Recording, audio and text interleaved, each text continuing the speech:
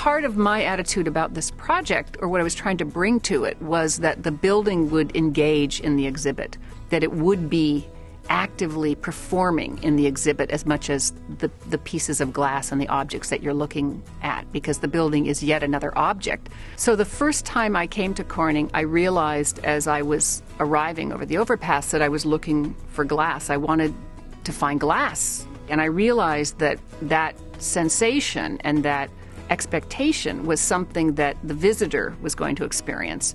And I wanted to use that in the design of the building and fulfill that. The projects that were here when we arrived, the first being the Harrison Building, which was the Corning Glass Center, then the Robertson Ventilator, and then the Burkert's Building. Our project comes along and it's about kind of bracketing and reconnecting these buildings and trying to make a whole new circulation sequence through the complex. We wanted what we were doing to be recognized as new, and also to take glass to another place that it hadn't been before, and to use glass as a material that you are actually aware of as a kind of physical material, as well as something that's transparent.